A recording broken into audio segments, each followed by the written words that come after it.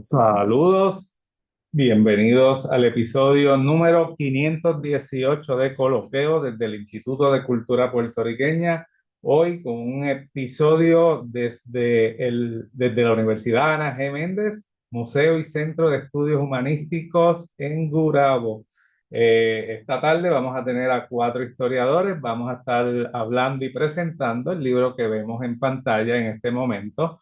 Historiosidades, la historiografía puertorriqueña desde el 1885 hasta el 2010.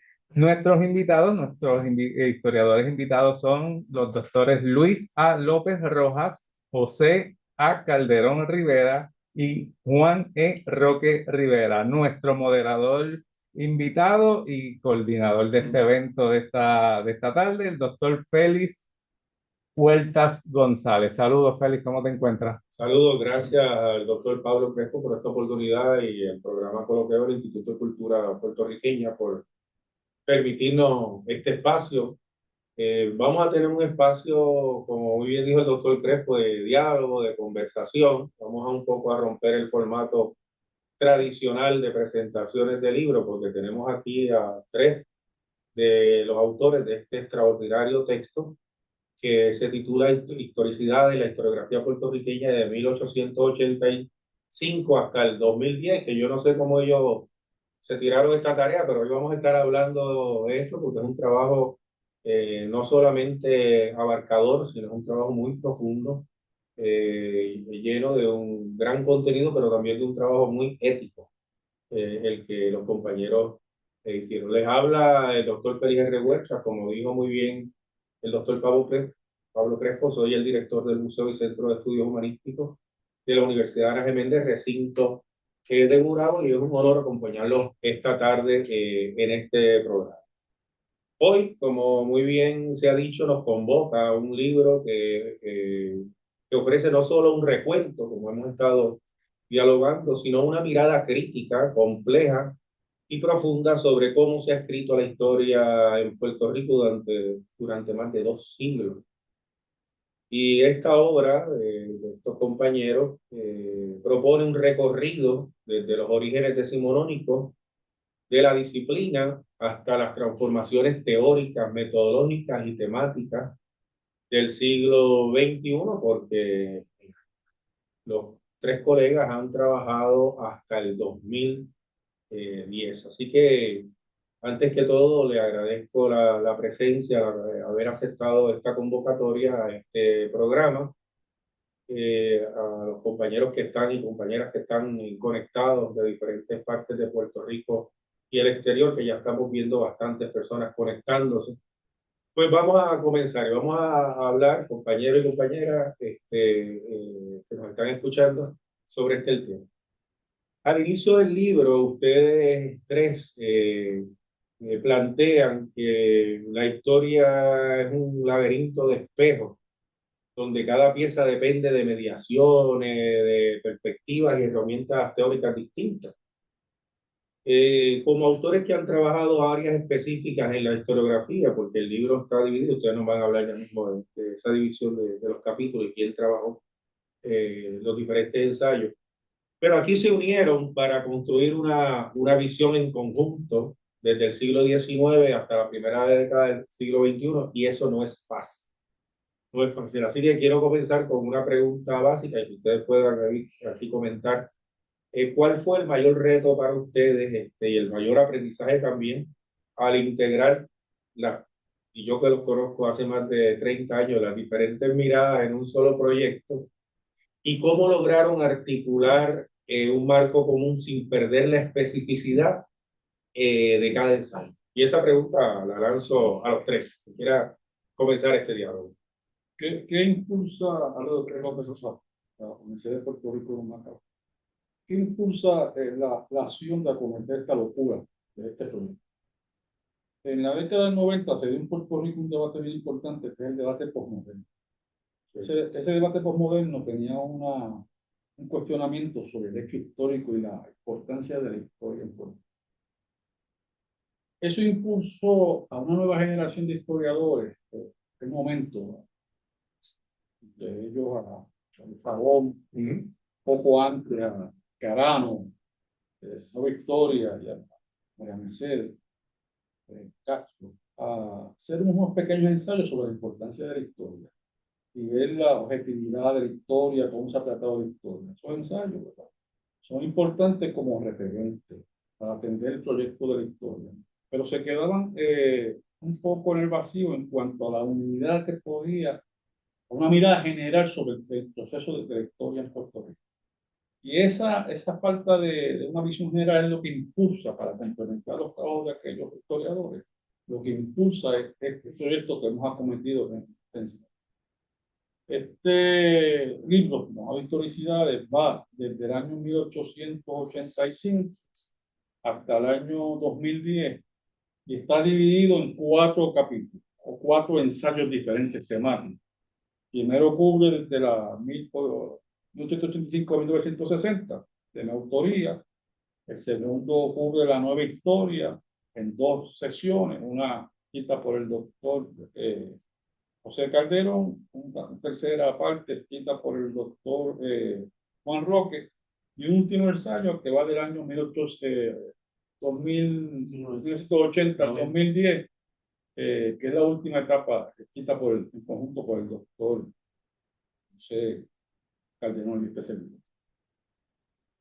Sí, quiero también responder a la pregunta de los retos, que definitivamente este proyecto significó muchos retos. Desde mi punto de vista, uno de los retos más difíciles fue la selección. Es decir, es imposible en un proyecto como este tú incluir todo lo que se ha escrito. Entonces, seleccionar aquellas obras, aquellos autores que entendíamos podían representar estos periodos no fue nada fácil. Buscamos, por ejemplo, como punto de partida qué habían escrito, cuánto habían escrito. Buscamos también la importancia de esos escritos en términos, por ejemplo, de nosotros como académicos, que en nuestros cursos los referenciamos constantemente y demás. O sea, pero fue difícil porque evidentemente se quedaron algunos que debieron de haber estado. Eso lo reconocemos porque era una tarea muy, muy difícil. ¿Vino una segunda parte o todavía está en la Revisión. Hay una revisión. Vamos a decir eso de instante. Sí, sí, hay una revisión Claro. porque cuando nos dimos cuenta que había personas cuyo trabajo era meritorio, ya no podíamos incluirlo porque, como todo el mundo sabe, estos proyectos tienen ¿verdad?, unos límites en términos de páginas, en términos de contenido. Pero ahí entonces decidimos que vamos a hacer una revisión y entonces incluir esos otros trabajos, un poco por aquello de hacerle justicia a los mismos, porque uno depende mucho de la memoria, depende mucho de la experiencia, depende mucho de lo que he escrito y demás, pero eso no es suficiente para hacer una selección tan ambiciosa como esta. Así que eso fue importante. Otro reto fue, y tú lo señalas, el coincidir en términos de la escritura, en términos de colocar en un texto, en un cuaderno, trabajos de diferentes compañeros, que de alguna manera u otra tuviese algún tipo de conexión, ¿no? Una columna vertebral que no se viera como 3 trabajos diferentes, sino que se viera como un trabajo particular, ¿no? Un solo trabajo. Creo que lo logramos, pero eso no fue fácil. Requirió observar lo que el otro escribió, volver al texto y demás, para, repito, de alguna manera, tener un trabajo que dialogue con los 3 autores. Pues Roque, ¿y tú Sí, como...? a mí me parece que aparte del referente que el doctor López mencionó para este trabajo, yo creo que un trabajo también muy importante fue el trabajo, el ensayo historiográfico de María Ángeles Castro, de Salvador Bravo, el Municipio de Historia. Yo creo, creo que realizado en la década de los 80, 90, ese trabajo yo creo que fue también importante, ¿verdad? Y creo que fue base, ¿verdad? Para este trabajo también. Yo coincido con el doctor Calderón, yo creo que el periodo, de hecho, cuando nos reunimos, ellos me invitaron a esto, yo le dije, saben en lo que nos estamos metiendo, ¿verdad? Porque Sí, es un periodo muy abarcador, claro. es mucho, y entonces seleccionar las obras que vamos a reseñar aquí, ¿verdad? Y que vamos a trabajar, pues requiere mucho tiempo. Vamos a dejar afuera algunos historiadores que, como dice el doctor Calderón, vamos a incluirle en una segunda tirada, una revisión, ¿verdad? Este, la selección de la obra representativa, pues definitivamente fue bastante complicada. Y yo creo que aquí, pues, cada una de estas obras que seleccionamos aquí cuidadosamente, eh, han aportado algo bien grande, ¿verdad? La historiografía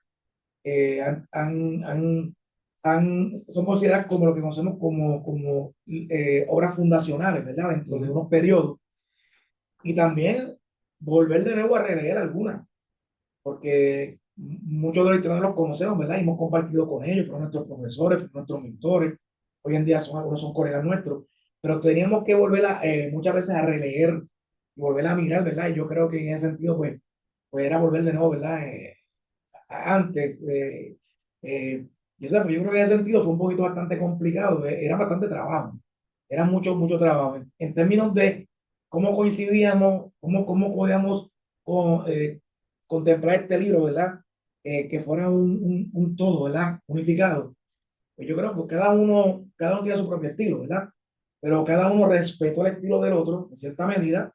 Y yo creo que algo bien importante es que la rigurosidad en este trabajo fue un denominador común en cada uno de los tres. Excelente. Vamos ahora a hablar un poco ya de lleno sobre algunos de los ensayos que, como bien estaban diciendo ustedes, explica este proceso, este desarrollo de la historiografía puertorriqueña. Voy a empezar con Luis López Rojas, porque trabaja el siglo XIX y principios de la primera mitad del siglo XX, ¿verdad? Y describe ese periodo como uno marcado por espejismos, discursos identitarios y tramas de poder. La pregunta es, Luis, ¿cuál consideras que fue la trama discursiva más influyente de ese periodo que trabaja en ese capítulo? ¿Y cómo continúa afectando? Porque yo creo que esto es algo que nuestros estudiantes a nivel graduado se siguen cuestionando. ¿Cómo continúa afectando la manera en que hoy entendemos ese pasado puertorriqueño? No, una nota. Ninguno de las personas de las que yo escribí en el ensayo fueron maestros míos, ni Cayetano, ni por si acaso. Me estoy preocupando. Bueno, lo que pasa es que el capítulo que trabaja Roque, que tú trabajas, decía la generación no, del 80. Bueno, o sea, ahorita en la nueva historia, pero mira. Del 70 en adelante. Así que vamos a llegar a eso. Sí, sí, sí. Tú trabajas Me preocupé. sí, yo sé, tú trabajas en el 19 y principios del 20. Y trabajas después, más adelante, con Calderón. La época más reciente. La época más reciente. Pero vamos cronológicamente con finales del 19 y principios del 20. Voy a empezar señalando la preocupación que tenían los pueblos latinoamericanos en su proceso de fundación, cuando se construye la independencia, la preocupación que tenían todos esos pueblos por hacer un pasado, porque incluye un pasado al cual recurrir para construir una nación. Fue Venezuela, fue México, empezaron a hacer historia para poder hacer una sociedad cívica unida en aquel momento. La historia se convirtió en el gran instrumento del poder para construir su relato unificatorio, ¿sí? Lucas Alemán en México, etcétera, como referente, ¿verdad? En el caso de Puerto Rico, en el año 1848, esa preocupación existe de un sector que hacendados que envían a sus hijos a España y empiezan a construir relatos fundacionales sobre lo que era Puerto Rico. Alonso, posteriormente viene Bravo, Acosta también estaba ahí, empiezan a hacer relatos sobre la historiografía puertorriqueña. Y ese relato fundacional tiene un parámetro, y siempre se recurre al indio como el gran referente de la construcción histórica. Y eso ha marcado la historiografía puertorriqueña como una querencia sobre ese pasado indígena porque lo entienden que es lo más auténtico que tenemos dentro de nuestra realidad. Y siempre recurrimos a ese pasado indígena para poder construir una personalidad, una historia antigua como referente. Salvador Blau es nuestro primer historiador porque empieza entonces ya profesional, primero porque ya se acerca de una manera científica el proceso histórico para los 1880 y empieza a construir un relato donde, aparte del indio, que también lo hizo, empieza a hablar de la colonización y los efectos culturales, los efectos económicos de ese proceso. Para aquella sociedad del mundo hacendado, y recordemos que había muchos Puerto Rico, porque Puerto Rico geográficamente estaba tan segmentado en varios sectores, estaba el café, estaba el azúcar, estaba la costa, eran muchos Puerto Rico. Y por lo tanto tenían que, a base del relato histórico que se está formando, formar un par.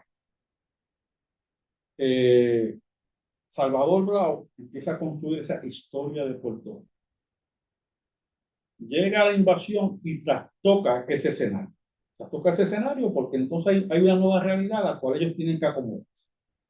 Y ahí vemos el cambio del acercamiento que hace Salvador Bravo y luego retoma Cayetano Colicos de otra manera.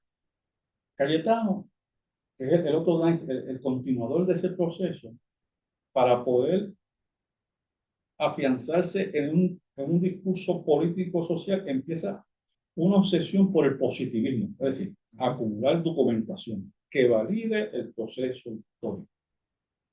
Y esa consideración de la historia como archivo, como memoria documental, ha sido bien importante en el proceso de cómo nosotros hacemos y producimos. Eso para empezar. Qué bueno que me dice eso. Déjame tomar unos minutos porque veo que hay unos saludos aquí. Saludos a Norberto Barreto Velázquez de Perú, que nos está viendo, a la Academia de la Historia de San Germán. Saludos también a los compañeros Carlos Rivera y a todos los compañeros, que me imagino que tendrán preguntas más adelante. Luis, quiero seguir contigo porque me parece que esta generación es bien importante. Brau, Politoste, Pedreira, ya en los 30, y tú mencionas y me corriges que esa o parte de esa generación plantea que la historia funcionó como base para una verdad nacional. Están construyendo para ellos una verdad, ¿verdad? Un proyecto importante. La pregunta es, ¿hasta qué punto seguimos arrastrando esa noción de una realidad nacional fija frente a un entendimiento más plural del país? Fíjate que tú mencionas que hay varios Puerto Ricos que se están construyendo, pero eso es una cosa, y otra cosa es que está escribiendo y cómo lo ve y qué es lo que quiere presentar al país y a sus lectores. Si vemos lo que posteriormente hereda la generación del 30, que era la generación de referente, Pedreira. Pues Pedreira, Antonio tiene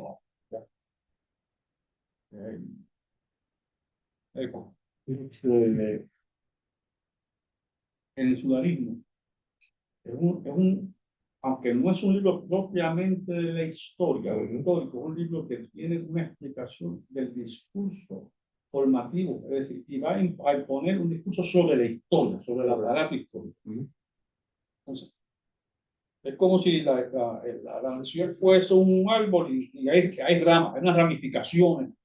Entonces, en el debate de Pereira, se quiere construir la nación basado en un hombre hispano, con la cultura hispana totalmente como gran referente, y machista, patriarcal, burguesa, porque ya el mundo acá hacendado se había extinguido o se había acabado. Entonces hay que construir un nuevo país y eso es lo que funda Pedreira. Vis a vis lo que intentó hacer Palé. Palé intentaba desde otro ángulo y desde otras fórmulas estilísticas y poéticas construir un país que retoma lo caribeño, porque el Caribe estaba ahí latiendo también, y lo africano estaba ahí. Entonces, hay esos dos discursos, justamente, que en el texto está, con Tomás Blanco, están viendo cómo a través del discurso de la historia, que el título del libro de Pedrera lo dice todo, el prontuario histórico de Puerto Rico, o sea, esa es la obsesión porque la historia sea la guía, se vaya formando el país, basado en esas verdades. Y no muy lejano a eso, viene para mí el gran historiador de ese periodo, que no es el libro de Cruz Montoya, que es Arturo Morales Carrión, que lo que hace es engranar todo ese discurso de Irán, de contador histórico de Blanco, de Pared, en el libro de No Hispanic Caribbean, porque es lanzar a Puerto Rico al Caribe y desde el Caribe identificar a Puerto Rico con todas esas corrientes que tenía Pereira, que tenía Tomás Blanco, etcétera, etcétera, y decirle, mira, nosotros somos también Caribe, pero también somos hispanos, también somos aquellos, una mezcla, ¿verdad? Que es lo que plantea la larga en el 40, esa generación del 40. Claro. Y que va a formar la modernidad en Puerto Rico. Correcto. Ese trabajo de Morales Carrión es extraordinario. No sé, me parece genial. Sí, y es difícil con ese trabajo de Morales Carrión encajonarlo a una generación, porque es que Vamos a ponerlo delante a todos. exacto. Vamos a movernos un poco también ahora, Luis, gracias, con José Calderón, que tiene también otro ensayo dentro del texto sobre la nueva historia y el final que trabaja contigo, los trabajos más recientes. José, cuando analizas el surgimiento de la nueva historia como un momento de ruptura profunda con la generación anterior, ¿cuál consideras ha sido el aporte más duradero de la nueva historia para la historiografía puertorriqueña contemporánea? Y ahí sí podemos hablar que sí tuvieron mentores y están con nosotros y nosotros todavía. Yo no tengo mucho problema Sí. con la cronología. Que no nos saquen las edades aquí. No. Esa costumbre que tenemos los historiadores, ¿no? De realizarla. Mira, Félix, como tú señalas, un periodo de ruptura, desde luego. Pero la nueva historia en Puerto Rico hay que verla, sí, desde su contribución, pero especialmente cómo rescata unos personajes de nuestra historia, unos elementos de nuestra historia, de nuestra vida como pueblo, que habían sido ignorados por la historiografía. Es decir, esa historiografía de la que habla Luis es basándose principalmente en la élite, en los próceres, en el liderato político, pues ahora no es que no se descontinúe, se siguen haciendo trabajos de esa naturaleza, pero ahora en la nueva historia se le va a dar importancia, por ejemplo, al campesino, al trabajador común y corriente, a las mujeres, ¿no?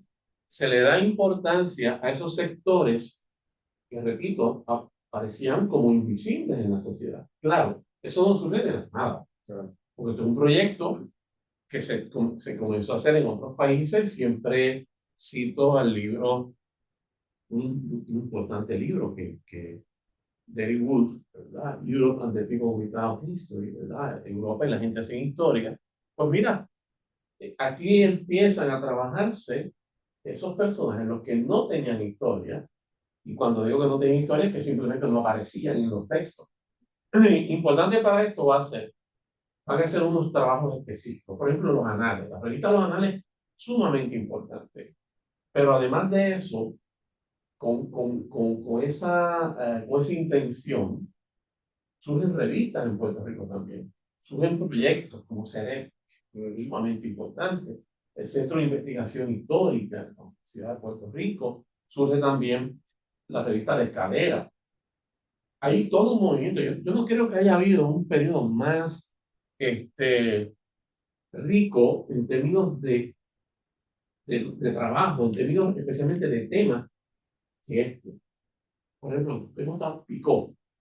Picó se va al cafetal, se va al trabajador. Picó escribe sobre el hambre. O sea, sequías, o sea, son temas que usualmente pasaban desapercibidos y esto es lo que hace enriquecer el trabajo del historiador. Bien importante también es la influencia teórica, Claro. porque este historiador que tiene, una vez más, como referencia los anales y otros movimientos de metodología, de trabajo metodológico histórico y teórico, pues aplica esos conocimientos, aplica esa metodología también a hacer historia en Puerto Rico. Pues, por lo tanto, son trabajos. Yo no estoy diciendo que los trabajos anteriores no tenían valor, sí, muy importante, pero estos tienen un poder, tienen un alcance teórico que a mí me parece fenomenal, porque entonces de momento se descubre Foucault, Nietzsche, o sea, Hegel, o sea, ya el quehacer histórico va ampliándose, va a montarse sobre un andamiaje teórico que ayuda mucho a la comprensión y sobre todo estimula otros trabajos, porque si hay algo importante en este periodo es que estimuló a muchos de nosotros, por ejemplo, a buscar también temas que no eran precisamente la caña, que no era precisamente lo económico. Ahora incorporamos, por ejemplo, literatura, incorporamos sociología, incorporamos, el también es mucho más multidisciplinario y transdisciplinario, que desde mi punto de vista, y lo trabajo, lo menciono en mi escrito, enriquece el quehacer histórico y le da ese sabor, le da tal vez esa nomenclatura que lo distancia de los trabajos anteriores sin quitarle méritos a lo que se hizo anterior. Porque lo importante aquí no es establecer unas comparaciones donde nosotros presentamos los trabajos de X época mejores, que son mejores que los anteriores. No, no. Es decir, nosotros pensamos que cualquier contribución es valiosa, todos los periodos, pero cada periodo tiene su identidad. Y esta, desde mi punto de vista, es muy rica en temática, muy rica en teoría. Aprendimos mucho de estos compañeros, porque lanzaron una especie de desafío a ir más allá de lo que usualmente nosotros trabajábamos. Y desde mi punto de vista, es muy fenomenal. Y confieso que soy uno de los que esta influencia realmente marcó. Bueno, yo creo que todos los que estamos en esta mesa, hasta el que está detrás de la cámara, Pablo, también Claro, nos claro. marcó. Esta generación nos Nos marcó. nos marcó. Y de alguna manera u otra, todos dialogamos con este tipo de trabajo. Ahora, perdona que te interrumpa. Estoy entendiendo con mucha claridad las aportaciones de la generación del 70, a nivel teórico, a nivel metodológico, etcétera. Y me hace pensar en un corto artículo que hizo nuestro amigo, que respetaba mucho, Mario Cancel, aquel ensayo ¿Qué pasa en la historiografía puertorriqueña? Muy crítico de todo lo que hacía Mario, pero también esta generación que hace una historia más social, más económica, tú lo explicaste muy bien, ¿verdad? La influencia de los anales, etcétera. Pero la pregunta, y me hace pensar también en un trabajo, un artículo que publicó, lamentablemente también falleció María Margarita Flores, sobre la comparación y el trabajo de la importancia de la historia también política. Esta generación pierde de vista esa historia política, pierde de vista también porque no hay un interés en el procerato puertorriqueño que la generación del 40 y 50 había seguido. O sea, y ese tipo de desconexión, aún con las aportaciones que han mencionado, ¿crees que tuvo unos efectos en términos de lo que se produce en Puerto Rico, pero más allá de lo que se produce, en términos de la información a nivel histórico que le va a llegar a grupos de estudiantes de diversos pues, a nivel educativo, ¿no?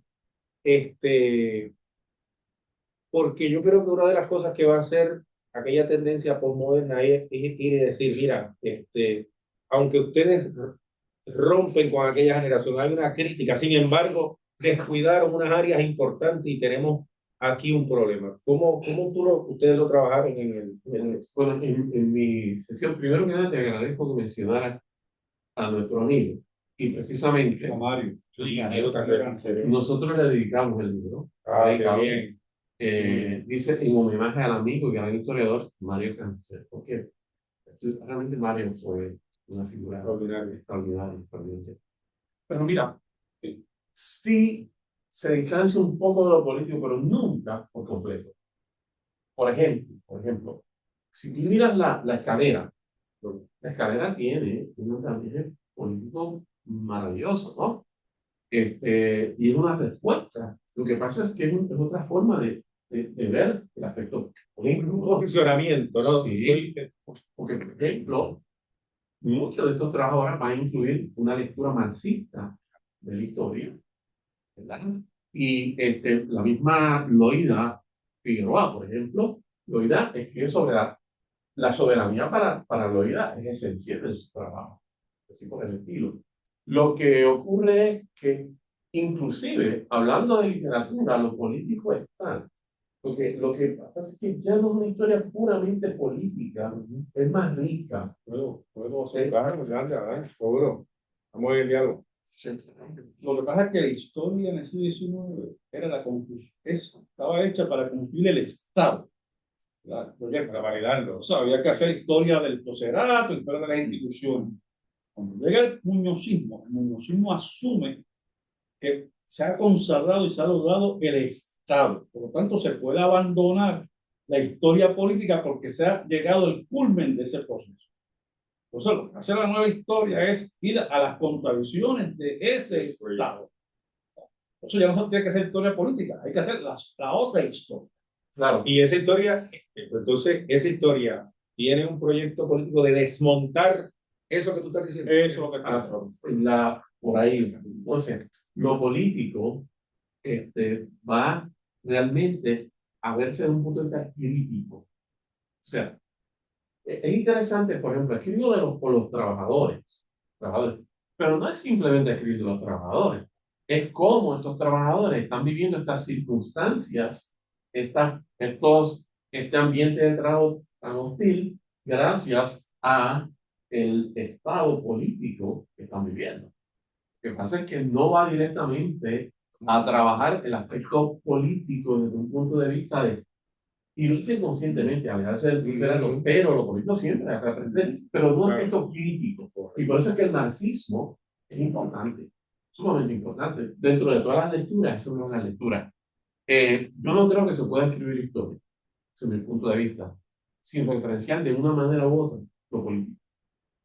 Y en el caso de Puerto Rico, un país como el nuestro, que hemos sido tan golpeados por los aspectos políticos, eso siempre va a estar presente bien. Pero eso es una de las preguntas. Vamos aquí a adelantar algo.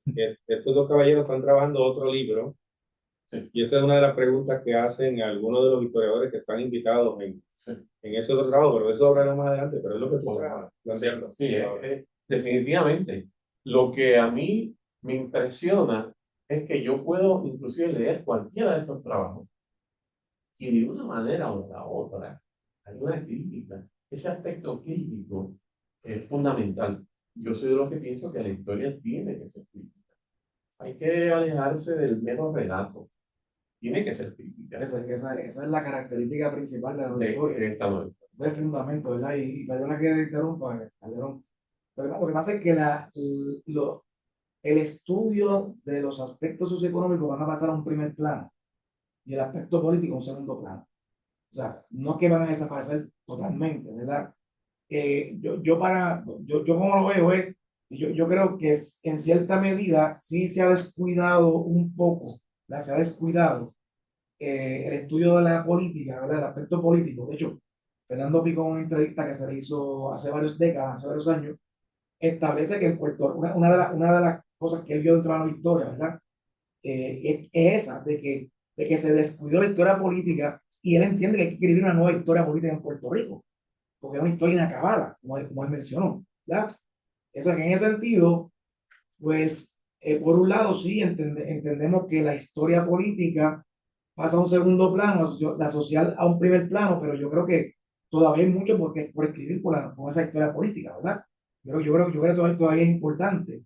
El aspecto crítico, como dice Calderón, yo creo que es fundamental dentro de la nueva historia. Aparte de estudiar los sin historia, ¿verdad? De los campesinos, pero los jornaleros, los trabajadores, ¿verdad? En el caso de Horacio García, que estudia y definitivamente, detrás de cada historia social de esta hay un aspecto político, hay un elemento político. O sea, ¿qué es lo qué es lo que ya? La misma profesora Tricubano, doctora Tricubano, ¿verdad? En el libro de Libro en el Laberinto, que yo resalto en mi ensayo como una de las aportaciones más importantes, estoy tomando el aspecto político. O sea, estudió el aspecto político, pero lo vio desde otros documentos, de otro enfoque, ¿verdad? O sea, uno está viendo ella escribiendo, ¿verdad? Y uno lee lo que ella ha escrito y uno dice, pero esto no es historia política, pero sí es historia política. Es algo bien interesante, más cuando estudió el movimiento autonomista, estudió por ejemplo, la dinámica política a finales del siglo XIX, también ella lo hace recurriendo no, por ejemplo, a documentos oficiales, ¿verdad? Y ese tipo de cosas, sino básicamente se va a estar oídos de cuenta, por ejemplo, de Rosa y compañía en Arecibo, ¿verdad? ¿Por qué? Porque muchos de los miembros del Partido Incondicional eran accionistas dentro de Rosa y compañía y hace ese análisis político desde esa perspectiva, ¿ves? Y los políticos sí ahí. Estoy de acuerdo con ustedes. Yo siempre hago esta anécdota. Yo no sé si es que uno se va poniendo viejo. Y también. Pero yo cogí clase con Luis Díaz Soler, 2 cursos. Y nunca olvido esta anécdota porque don Luis se notaba bastante contrariado cuando salía un texto que ponía tal vez un punto crítico sobre lo que él había escrito. Y le voy a dar el ejemplo, que yo le doy este ejemplo a mi estudiante graduado. Él llega un día a la clase y dice, mira, yo escribí este voluminoso trabajo, Historia de la Esclavitud Negra en Puerto Rico. Estuve 5 años investigando y fui de los pocos puertorriqueños que fui hasta los archivos de Londres a investigar. Hizo un trabajo que yo terminé. Si han encontrado ahora otro historiador, una serie de sublevaciones en un periodo de tiempo que yo no las encontré, pues qué bueno, ¿no? Pero en el caso mío, yo no las había encontrado. En ese momento, como estudiante de maestría, a mí me parecía la respuesta de don Luis bastante acertada, hasta que comencé a estudiar poco más adelante mis cursos de maestría y estudiar la historiografía puertorriqueña. Y es que hay que entender algo. Luego entendí que la respuesta no necesariamente para estudiosos de la historiografía era la mejor. La pregunta es, ¿cuáles son las preguntas que se hacen los historiadores que van a hacer un libro? ¿Cómo se acercan a los documentos, a las fuentes documentales? Una cosa era lo que estaba buscando don Luis, que era una historia más a nivel de cuál era todo el aparato jurídico para manejar institucional la esclavitud. Y otra cosa es lo que estaba trabajando tal vez Guillermo Baral como estudioso de la generación del 70, que es una historia económica, social, ¿ves? Entonces yo siempre le he dado ese ejemplo a los estudiantes porque me parece que era un ejemplo bastante práctico. Como cogí clases con los dos, podía ver, ¿verdad?, esa marcada diferencia entre un historiador y otro. Y la pregunta es, ¿hubiese existido Guillermo Baral sin Luis Díaz Soler? Claro. Porque para que exista el acercamiento de Guillermo, tiene que haber sido concluida la historia de la esclavitud institucional. Pero por eso es que la historiografía es importante. Porque la historiografía nos sirve a los historiadores como una herramienta para tomar un punto de partida a lo que vamos a investigar, ¿verdad? Más adelante. Yo creo que en ese sentido es un instrumento, ¿verdad? Y una herramienta muy importante que todo historiador lo utiliza. Y ahorita hablábamos de la historia de los análisis. Usted nos ha hecho la pregunta, ¿cuándo fue que en Puerto Rico conocimos de la historia de los análisis? Porque Mario Cancel hizo un artículo precisamente hablando de el acercamiento que hace Arturo Morales Cayón, él señala que él tenía referente de la escuela de Harvard, pero que no la obtuvo. O sea, ¿cuánto fue que esa historia llegó? Esa historia artística que tú señalas?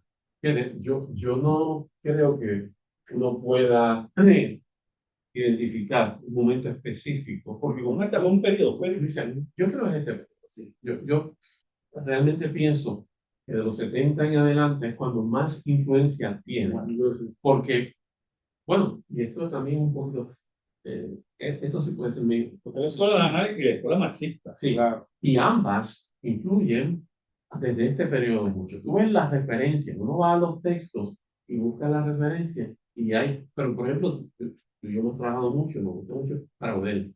Por momento, tú ves a Braudel, todo el mundo hablando de Braudel. Pues por solo citar un ejemplo. Me parece que desde mucho tiempo se estaba conociendo, pero esta es la generación que quiere hacer algo parecido a los manuales, parecido a eso. Y no es una coincidencia desde mi punto de vista que se construyan revistas y se hagan trabajos, como por ejemplo Seré, que de una forma o de la otra tiene una relación, especialmente teórica y hasta metodológica. Yo quiero, y quiero también identificar tu preocupación, y es que hacer historia, tú mismo lo señala, es muchas veces seguir un modelo, y romper con ese modelo no es fácil. Fíjate que estos compañeros se lanzan a hacer trabajos diferentes, y muchos de ellos fueron muy criticados, muy criticados, pero marcaron una época. Ahora mismo, imaginemos el queso y los gusanos. Leer el queso y los gusanos, años atrás, Carlos Gilbert, algo hubiese dicho, eso no es historia. Fácilmente. Claro. La matanza de los gatos. Hay muchos años, décadas atrás, eso es un libro, no es ficción, es una historia. Pero para nosotros son trabajos fundamentales, porque entendemos, vemos la historia desde otro punto de vista, entendemos que hay diferentes maneras de hacer historia. Tú hablabas de los archivos. Claro, nosotros hemos sido, ha sido visitante de los archivos, ¿no? Puerto Rico, el de India. O sea, nosotros nos gusta y reconocemos su importancia, pero vemos que aquí se empieza a utilizar mucho el periódico, la literatura, se empieza a hacer las entrevistas, ¿no? O sea, se enriquece mucho esas fuentes, se abre mucho la fuente, porque cuando yo empecé a estudiar, me decían a mí, tienes que tener un documento para hacer historia. Si no tienes un documento, eso no va a poder hacer historia. Ya eso realmente no es así, ¿no? Hay fuentes valiosas de todo punto de vista, siempre porque más que nada la historia es un artefacto cultural. Ajá. Por lo tanto, acercarte a la cultura, te estás acercando a la historia. La producción cultural, me refiero. Como que tú querías... Mira, Juan, como estamos en vivo y a todo color por coloqueo, le agradecemos a Pablo Greco, pero tenemos aquí una pregunta de la Academia de la Historia de San Germán para los tres. ¿Cuál entienden que es la escuela historiográfica que más ha influido a los historiadores puertorriqueños de la actualidad? Los que están activos, incluyéndolos a ustedes. Digo, y si tienen algún... No, bueno.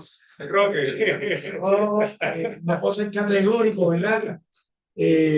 Bueno, lo que estamos aquí sentados, no sé, Luis. Lo que estamos aquí sentados, yo creo que la nueva historia ha influenciado mucho en nuestra forma de hacer historia, aunque algunos se hayan desviado un poquito, ¿verdad?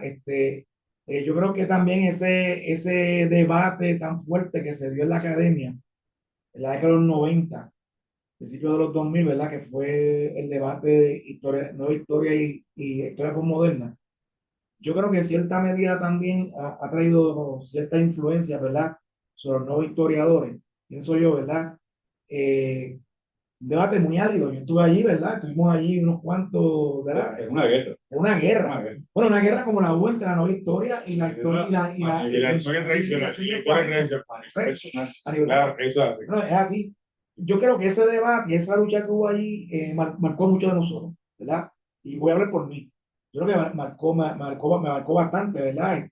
Yo me considero, ¿verdad? Un hijo de la nueva historia, pienso yo, ¿verdad? Como historiador, aunque hay otras influencias, ¿verdad? Y tengo que reconocer también que dentro de ese paradigma postmoderno, ¿verdad? Muchos historiadores que nacieron dentro de la nueva historia migraron a lo que era el paradigma postmoderno o tomar lo que ellos entendían que era lo que les servía a ellos, ¿verdad? Para hacer historia y los demás lo desecharon. Pero yo creo que la nueva historia ha sido en cierta medida, ¿verdad? Los estudios culturales, por ejemplo, también ha sido, ¿verdad? Ese movimiento también ha influido mucho, como dice el doctor Calderón. Ya no es solamente el documento, se usa la literatura, ¿verdad? Se utiliza el arte, el cine, ¿verdad? Se utiliza y sé. Yo creo que decir hoy en día que yo recibí influencia de un solo movimiento historiográfico, yo creo que pues no es cierto, ¿verdad? Hay muchas influencias que están, como dice uno, en el aire, ¿verdad? Constantemente influyendo. En el libro, ese ensayo final lo trabajan Luis y José. Ya que mencionaste el impacto del posmodernismo, eh, y ustedes abordan ese impacto del posmodernismo y de los nuevos aparatos teóricos. ¿Cómo equilibra un historiador o historiadora la complejidad teórica con la necesidad de escribir para un público más amplio y diverso? Que son preguntas que se están haciendo constantemente y que tal vez los posmodernos abrieron la puerta para eso, no solamente en la parte crítica de la metodología, de la teoría, sino cómo nos sentamos eh, a poder llegar a unos sectores que cada vez están tal vez más ávidos de leernos, pero también de entendernos. Lo que pasa es que el posmodernismo, que en Puerto Rico la discusión postmoderna llegó y yo creo que cogió unos atajos que no fueron los mejores o los adecuados, porque se fijaron más me refiero a Carlos Pavón, a la razón de la nación y el significado de los pequeños grupos de izquierda, y por ahí se fue el posmodernismo, el debate posmoderno. Cuando el debate posmoderno en otras partes, Estados Unidos, era una necesidad, una urgencia de ver cómo la historia se plasma en la escritura, o cómo se concibe, cómo se cree. Y si esa objetividad alcanza la verdad o qué es la verdad. Esa es la visión que se tenía. Desde esa perspectiva, por ejemplo, posmoderno, aunque él lo puede negar, es Carlos Gilbert, cuando escribe El queso lo gusano. Posmoderno es Natalie Davis Simon, cuando hace Martín Guerre. Posmoderno hay otro, ¿verdad? Que cogen diferentes discursos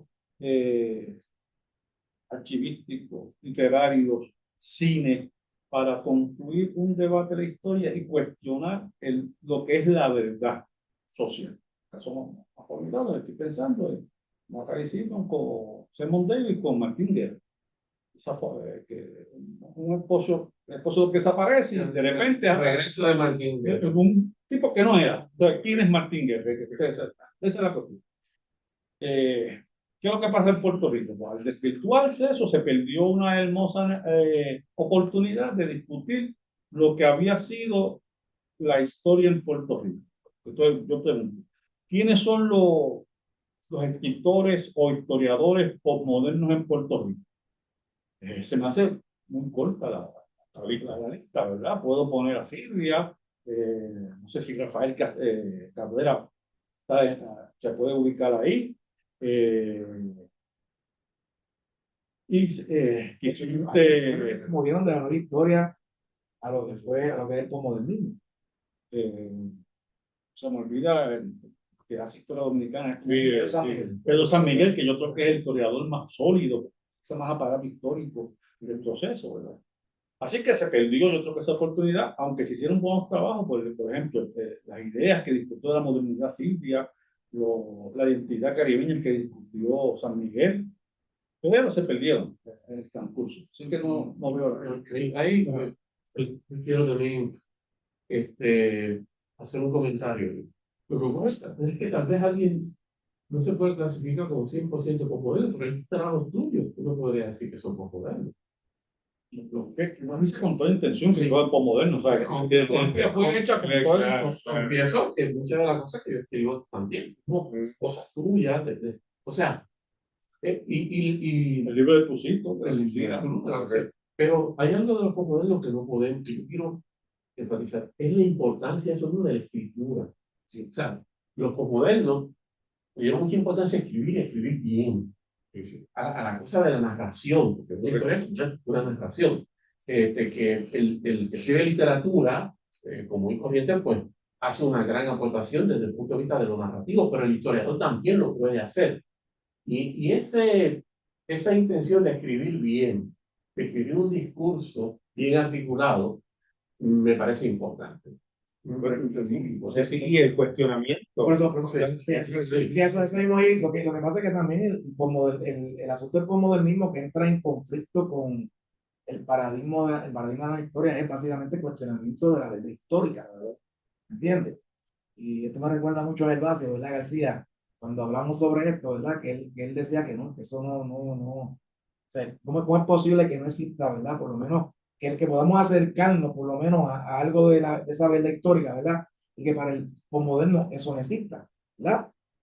O sea, que en ese sentido, ese cuestionamiento de la verdad es lo que básicamente critica la nueva historia a lo que son los posmodernos, ¿verdad?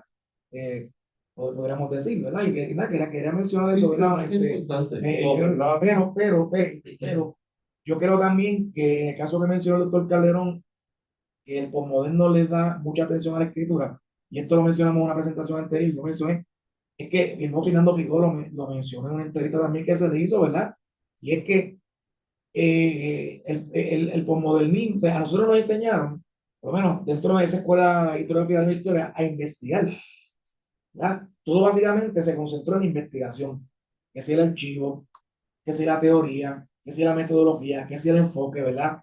Todo eso nos enseñaron a cuidarlo muy bien, ¿verdad? Pero entonces, la manera de escribir, ahí es entonces que dice Fernando Pico, que esa atención que le dio el posmodernismo, ¿verdad? Esa escritura, básicamente se puede ver como una aportación, ¿verdad? Y que debemos por lo menos mirar a eso, por lo menos a esa forma de escribir la historia. Cuando los relatos fundacionales se caen después de la década del 70, la sociedad fundada después de la posguerra, y se cae en la idea de la modernidad, ¿qué es la realidad? ¿Qué nos queda? Es el gran cuestionamiento que hace el posmoderno, ¿verdad? Y el historiador tiene que ver si en este matrix es la realidad. ¿Por qué? La gran discusión. Ahora, hay un aspecto relacionado con lo que ambos han mencionado, y es que para algunos, la mayoría de los posmodernos, escribir literatura y escribir historia es lo mismo. O sea, ponen la literatura y la historia al mismo nivel. Y eso es donde, por ejemplo, Gervasio y otros, no puede ser. Porque ese rigor de la investigación del historiador lo lleva. Son todos acercamientos. Sí, son dos acercamientos diferentes. Entonces, ese es el problema que, por ejemplo, yo tengo. Ahora, quiero volver un poquito cuando tú mencionas la influencia, no menciono, yo quiero recalcar, el materialismo histórico fue muy importante en Costa Rica. Ese acercamiento que se hace, ese nuevo acercamiento al materialismo histórico, para tratar de explicar la realidad puertorriqueña, fue bien importante. Bien importante. Fíjate que nosotros, a pesar del posmodernismo, seguimos amarrados a la historia institucional y política. Si tú te miras a ver, esta última generación ha vuelto a lo político. Totalmente. Y trabajo sobre el procerato, han salido 4 o 5 libros. Y abandonando toda la influencia del posmodernismo de la literatura. Hemos vuelto otra vez a 1900. Por eso insisto, cuando hicimos la selección, y nos quedamos en el 2010, fue que nosotros identificamos esa situación. Digo, tenemos que tenerlo aquí porque hay que hacer otra mirada a esta producción. Sí, hay que hacer otra mirada. O sea, volver al texto ahora requiere precisamente esa mirada, y voy a insistir en el materialismo histórico, porque muchas veces se acerca al materialismo histórico para narrar, por ejemplo, la vida de los sectores paginados y demás, pero materialismo histórico, desde un punto de vista, un rescate de lo político, esa visión política. Yo no estoy tan seguro de que sea volver a 100%, pero sí es rescatar la política como columna vertebral, como ese hilo conductor. Porque hay una crisis en lo político. Porque hay una crisis en lo político, desde luego. Y hace falta explicarnos por qué esa crisis, cómo la vamos a solucionar también, ¿verdad? Que por esa razón es que la historia es presente, ¿verdad? Partimos del presente, ¿verdad? Y en ese sentido, ante esa crisis política que tenemos, busca la respuesta. Exacto. ¿Entiendes? Y no se supone, aquí que ya ahora que estamos bien críticos con este estudio, no se supone que ante las crisis exista o se dé un fenómeno de una mayor producción intelectual, no solamente hablando de la crisis, sino de quienes han provocado la crisis contra esos actores. ¿Ustedes creen que eso se está dando en Puerto Rico ante una crisis económica que viene del 2006? Oye, estamos hablando 20 años. 20 años. No hablo puramente de los intelectuales y de los historiadores.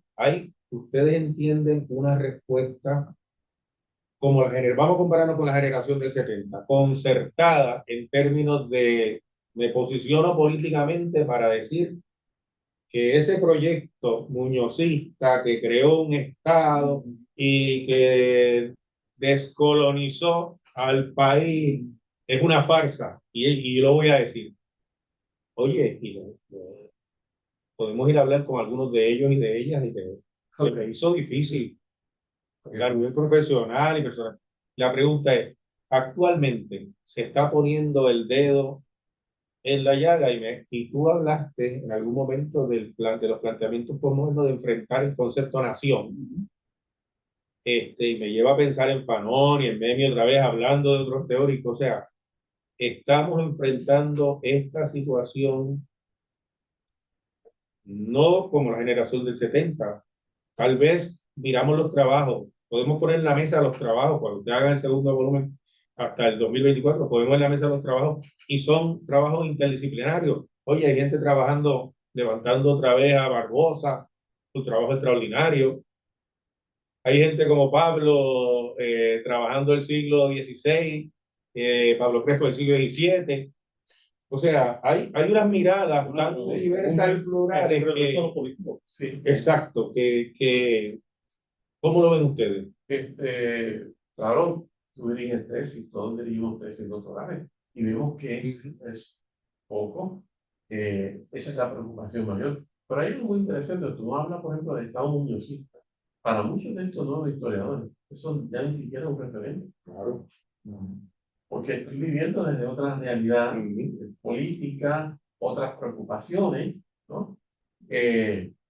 Porque uno piensa, y con nuestra formación, que las preocupaciones nuestras deben de ser las preocupaciones de esta nueva camada de historia, y no. Hay una especie de ruptura desde mi punto de vista. Eso lo vamos a ver cuando hablaremos con los intereses de esta nueva generación de historiadores, que yo creo que va a ser muy interesante. No me atrevo a llegar a conclusiones, pero va a ser muy interesante ir a esto que se publica más reciente, cuáles son los temas, cuál es la influencia metodológica, teórica, y sobre todo hacia dónde van. Me parece fundamental. A mí me parece que estamos en un ambiente hoy en día, ¿verdad? Como antiintelectualista. Antiintelectual. Sí, sí. Ya, rayo. Sí, no, estoy hablando. Estoy hablando que en todos lados, no sé, como que hay falta de análisis, hay falta de ser crítico en ciertos aspectos, ¿verdad? no necesariamente estoy hablando dentro de la academia, estoy hablando dentro del ambiente de nosotros como historiadores, ¿verdad? Estoy hablando cuando tú sales allá afuera, ¿verdad? ¿Y dónde están los intelectuales hoy en día en los medios? Hoy en día, no los hay. Muy pocos, ¿verdad? Nosotros que estamos aquí, ¿verdad? Yo me considero intelectual, estamos aquí ahora mismo discutiendo este libro y trayendo temas muy interesantes, ¿verdad? Pero fuera de aquí, ¿verdad? En la televisión, por ejemplo, en la radio, yo creo que El papel social de intelectuales en el historial. Y a eso yo me refiero, ¿verdad? Hoy cualquiera, con esto de las redes sociales, ¿verdad? Para ganar likes se presenta y entonces tú dices, pero ven acá, ¿y dónde está el análisis crítico aquí? O sea, esto como que no tiene Pero ¿qué debemos hacer cuando los medios de comunicación tienen una gran cantidad de analistas que principalmente son abogados? correcto. Puede haber uno que otro fuera de esa línea, pero fundamentalmente son científicos políticos o abogados o ex políticos que han dejado algún partido y han entrado a radio y televisión. Yo que he sido invitado recientemente, ustedes me han visto en algunos canales, eh, las invitaciones que hacen son principalmente para debatir sobre algún asunto particular, algún acontecimiento particular, y puede ser una entrevista de 2 minutos, 3 minutos, no más, ¿verdad? Pero no es para establecer opinión pública. No. Exactamente. No es para establecer una crítica, por ejemplo, ser crítico, ¿verdad? Sobre algún aspecto. Porque Y por ahí es donde tú vas. O sea, no hay ese tipo de proyecto masificado, ¿no? Donde estemos presentes haciendo ese trabajo de análisis crítico y de pensar el país. Ese espacio no está abierto al historiador. Sin embargo, nosotros aquí en Puerto Rico, que nos pasamos criticando a otros países y llamándolos tercermundistas, cuando uno los ve, hay un montón de programas en algunos países te voy a dar un ejemplo. sobre esto. Cuando se discute sobre estatus en Puerto Rico, algún canal de televisión o de radio te ha llamado a ti para tú analizar el estatus de Puerto Rico de una perspectiva histórica, de pensar lo que se llama pensar históricamente, ¿verdad? Sobre ese asunto, ¿no? Entonces, ahí vemos entonces ese vacío del intelectual en historiador, es un tema tan importante en Puerto Rico como el estatus político de Puerto Rico, donde hay una carencia de intelectuales para analizarlo. ¿Ves? Es como yo lo veo. Ponemos de nuevo cuál es el trabajo social del historiador, ¿verdad? En ese sentido. Y por ahí podemos mencionar muchísimas cosas más, ¿verdad? Donde no veo gente intelectual, gente capacitada a analizar, ¿verdad? Esos hechos que son importantes, hablando de Puerto Rico principalmente, ¿verdad? Antes de seguir, quiero agradecer, tienen saludos aquí de Florida, Radamés Nazario Vélez, gracias por tan interesante charla, y la academia, gracias por contestar las preguntas. Hay otra pregunta. Puede ser Pablo, no la veo. Sí, dice, ¿cuáles son los temas principales que se ven en los estudiantes de historia a nivel de maestría y doctorado? Me imagino que es por el comentario que hizo el doctor Calderón de que como directores de tesis, pues están viendo constantes temas. Y me imagino que por ahí va dirigida esa pregunta. Yo creo que es importante porque lo que tenemos que ver para hacer un análisis completo de esto, ¿dónde están los proyectos graduados en el país? Pues, UPR, Inter, Centro de Estudios Avanzados y Universidad Ana Geméndez con el proyecto de estudios culturales. Mastodonta, punto índice. Y por ahí yo pienso que estamos viendo una diversidad de temas. Sí. O sea, cada vez que a mí me hacen esa pregunta, y eso le va a tocar a los compañeros cuando vayan a trabajar, es que cógete el Centro de Estudios Avanzados. Para mí, el centro en los últimos 20 años ha sido ha permitido ampliar la óptica de estudio, tal vez por la misma formación de los profesores que están allí, que son diversos, porque nadie es full time. O sea, tú estás invitado a una clase, te invitan a ti, puedes dirigir una tesis fuera de la institución y entonces el mentor es importante también. Pero si te digo temas que se han trabajado ahí, temas nuevamente hablando sobre el nacionalismo, tema a nivel cultural. Fue el caso mío cuando publiqué el tema de la del deporte y la identidad nacional. De eso han salido 15 trabajos adicionales que se han publicado en el libro. La mujer en el deporte, género y cultura. O sea, es tanto y tanto los trabajos que se están dando que yo no puedo decir que hay una línea, un eje específico. Es bastante interdisciplinario lo que se está dando. No sé cómo lo ven ustedes. Pero tal vez lo relacionado a la cultura puede ser Bueno, sí, sí, el sí, sí. principal, porque por lo menos me ha tocado de una manera u otra estar ligado a temas que exploran instituciones culturales, Sí, sí, sí, sí. movimientos culturales con una variedad increíble. Sí, lo político, como tú señalas, pero la variedad yo no creo que permita tú seleccionar un tema y decir el tema principal es en lo que yo he visto, escuchándote hablar, me parece que es consono con tu experiencia. Vamos a hacer un comentario. Provincia, el centro, hace 2 meses atrás nos reunieron, yo soy director de departamento, a todos los directores y nos señalaron que el 90% de los profesores de la Universidad de Puerto Rico permanentes se pueden jubilar en 2 años y no hay plaza. Esa es la tesis que tenemos a nivel intelectual y no hay relevo. Y eso le pasa a todos los recintos, ¿sabes? De parte de una añadidura a lo que tú señalabas, el papel intelectual. Sí, sí. Cómo la Junta de Control Fiscal ha ido atacando la universidad para achicarla por una crisis de diseño. Y esas cosas, los intelectuales tienen que decirlas públicamente para combatirlas en algún momento. Bueno, Pablo, yo creo que hemos tenido un gran conversatorio aquí. Gracias, siguen escribiendo a Carlos Rojas. Felicitaciones, muy buen coloquio. Esperamos tener, yo creo que amerita un segundo programa en algún momento. Yo Pablo, entiendo porque que se nos han quedado unos... este vídeo es una pieza que Sí. por lo menos los estudiantes de historia deben revisar.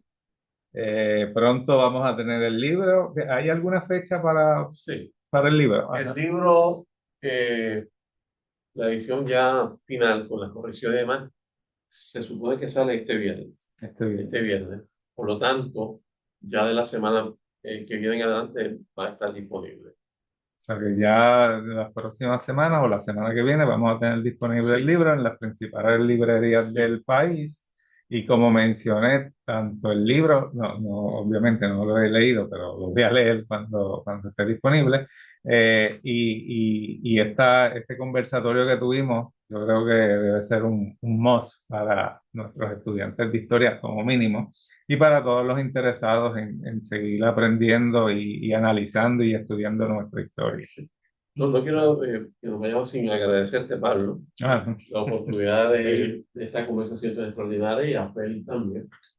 Siempre es un placer compartir con los compañeros, compartir contigo, con Félix, porque esto es lo que nos interesa, seguir hablando de historia, seguir hablando de nuestra realidad como pueblo. Y de alguna manera u otra, pues, colocar nuestro grano de arena en estas circunstancias tan importantes que estamos viviendo. Y yo me uno a las palabras de ustedes, de Calderón, de Roque y de Luis. Me parece, como dice Pablo Crespo, esto es una pieza que Pablo, debemos copiar ese enlace para distribuirlo. Me parece que esta conversación la deben escuchar las decenas de estudiantes que están estudiando historia alrededor del país y fuera del país.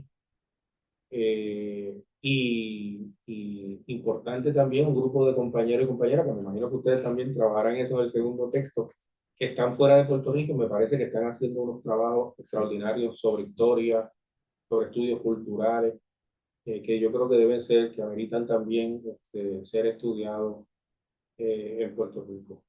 Y Pablo, te agradezco porque nos has permitido a través de Coloqueo 2 primicias. El libro de Harrison, que me parece que es un tratado muy importante de investigación. Ahí hay unas fuentes que solamente con un enlace uno encuentra una serie de fuentes digitales de primer orden. Y ahora este libro que está calientito sobre la mesa y que del viernes en adelante lo van a encontrar en las principales librerías del país. Gracias por darnos esta oportunidad, porque yo creo que de estas cosas son las que debemos estar hablando en Puerto Rico. Así que a los que nos han estado escuchando, que veo que hay gente fuera del país, tú tienes una plataforma inmensa, inmensa, vas por sobre 500 programas, así que van a tener que ustedes hacer ese tipo de análisis también de los podcasts que se están haciendo de estos trabajos, porque Pablo se ha convertido en una voz, un interlocutor importante entre los historiadores e historiadoras del país, y esa conexión con ese público general que queremos. Pablo Crespo, gracias. Pues nada, gracias a ustedes y Gracias. gracias a todo el público que siempre está allí presente. Hasta la próxima.